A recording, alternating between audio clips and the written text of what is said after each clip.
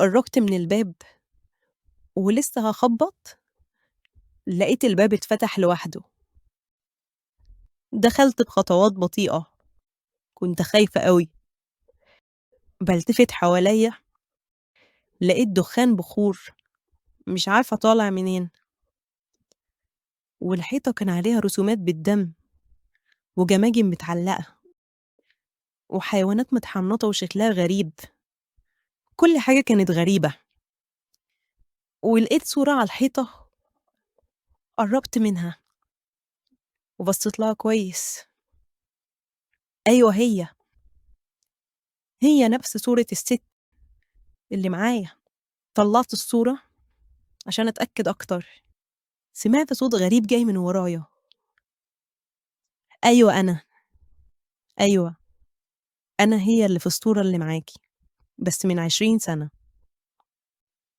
لفّيت بسرعة عشان أشوف، لقيت سِت واقفة في الضلمة، ملامحها قريّبة جدًا من اللي في الصورة. هي، بس كبيرة. فجأة شمّيت ريحة غريبة، وبعدها ما أعرفش إيه اللي حصل لي.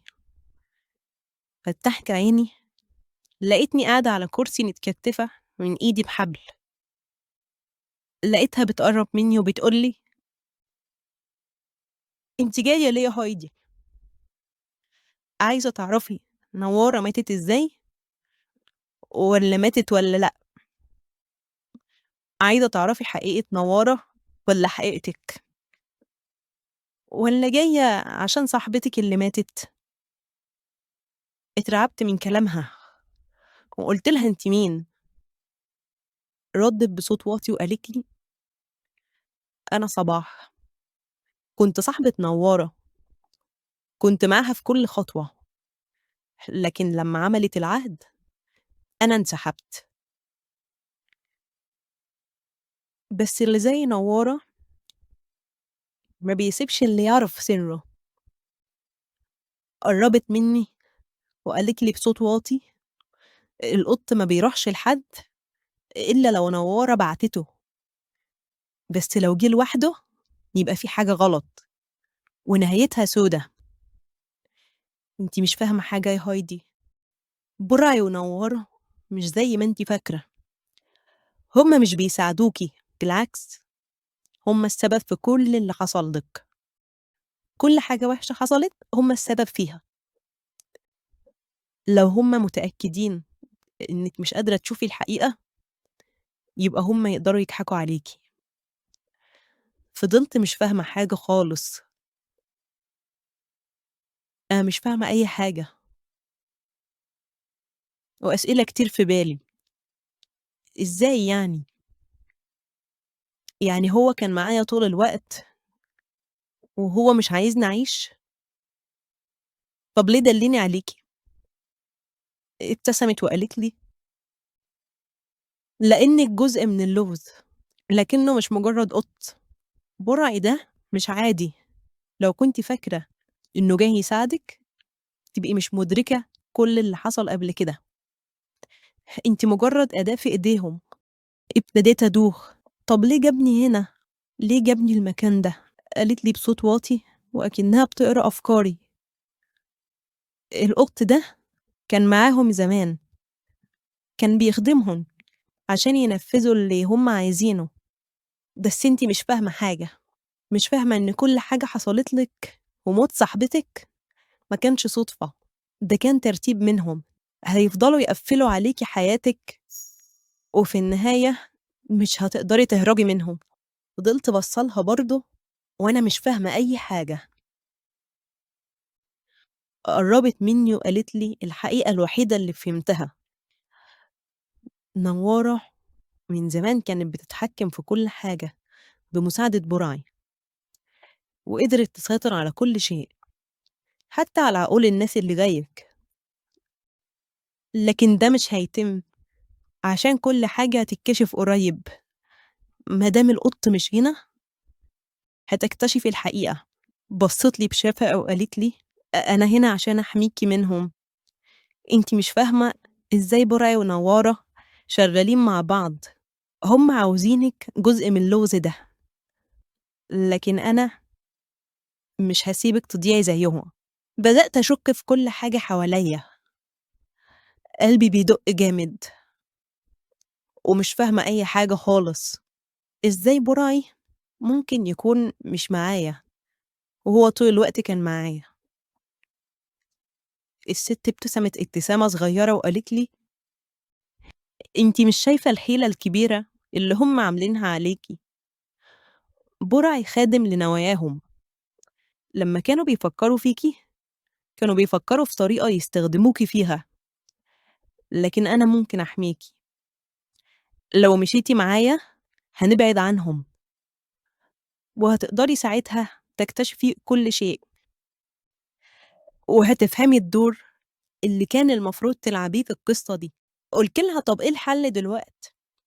قالت لي: "لازم تقعدي هنا لحد ما أنا أخلّص ترتيب كل حاجة، مش هاقدر أضمن سلامتِك لو ما حبستكيش هنا، ده أمانِك الوحيد."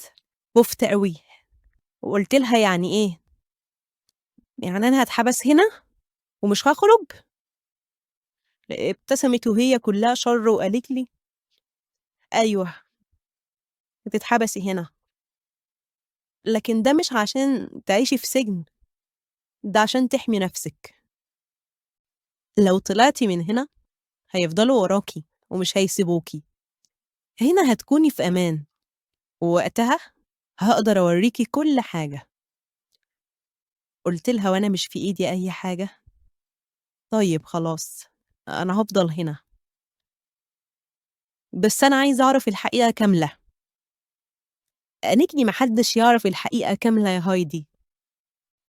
قُلت لها: "العهد، إيه العهد اللي نوّارة عملته، وماتت إزاي؟"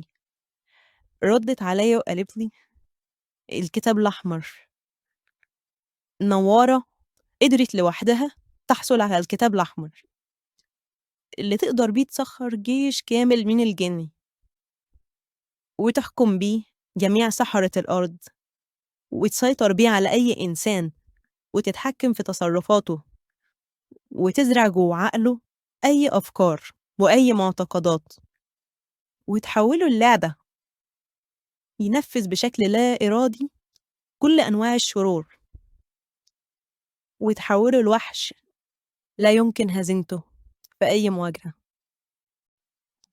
لمّا جمّعتنا كُلّنا وقالت لنا على الخطط اللي هي رسمتها عشان تستخدم بيها الكتاب، عرفنا إنها بقت لعنة على الدنيا، وهتحوّل العالم لدمار وخراب، وهتحوّل الناس لشياطين. نصحناها مرّة و2 و3، ولمّا رفضت وهدّدتنا إنها تستخدمنا أول ناس لو ما عملناش اللي هي عايزاه. ساعتها حاولنا نعرف منها طريق الكتاب عشان نتخلّص منّه، رفضت تقول لنا وصممت على اللي في دماغها. حاولت أعرف طريق بنتها عشان أحميها منها، لكن كانت اختفت مرّة واحدة وما حدش عارف هي راحت فين. نوّارة كان لازم تموت قبل ما تبدأ تنفّذ اللي رسمته.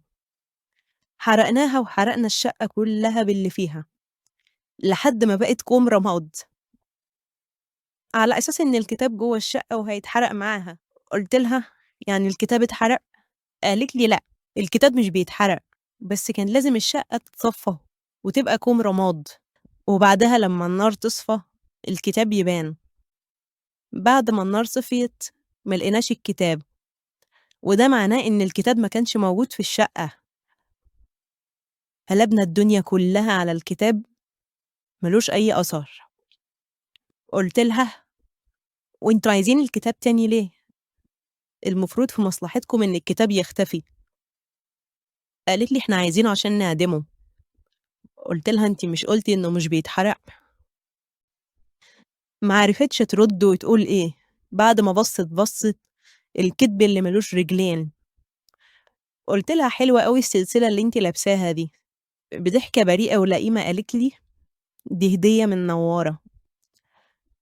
وبعدين بصّت بدهشة واستغراب على صورتها اللي كانت في إيدي، وكانت واقعة على الأرض. مسكت الصورة وركّزت فيها، وعينيها وسعت من كتر الصدمة. لإنها شافت دايرة مرسومة على السلسلة اللي هي لابساها في الصورة. رفعت عينيها فيا بكل ذهول وأنا برفع إيدي اللي متكتفة ووشها وبعلن إني اتحررت. في اللحظة اللي اتجهت بنظرها للحبل ورا الكرسي لقت برعي واقف في ظهري بعد ما فكني، وبسرعة في اللحظة دي خطفت من على رقبتها السلسلة وجريت ورا برعي اللي سبقني على باب الخروج، وأنا سامعاها بتصرخ وتنادي أسماء غريبة ما قدرتش أفهمها. جرينا لحد ما خرجنا بره، وفضل برعي يجري وأنا أجري وراه مش عارفة رايحين على فين والسلسلة في إيدي. وبعد وقت كبير من الجري بين الشوارع والحواري وصلنا لمكان مهجور وحتة مقطوعة. لقيت السلسلة وقعت مني على الأرض. الأرض كانت فاضية ومفيش حواليها أي بيوت ولا مساكن ولا مباني. ووقف برعي في حتة معينة وبدأ يحفر برجليه وبعدين بصلي. ساعتها فهمت إنه عايزني أحفر في المكان ده، ومش عارفة هي صدفة ولا برعي هو اللي عملها. لقيت آلة حادة فضلت أحفر بيها مسافات كبيرة، وفضلت أحفر وأنا مش عارفة أنا بحفر ليه. حسيت إن الآلة الحادة قابلت حاجة في طريقها.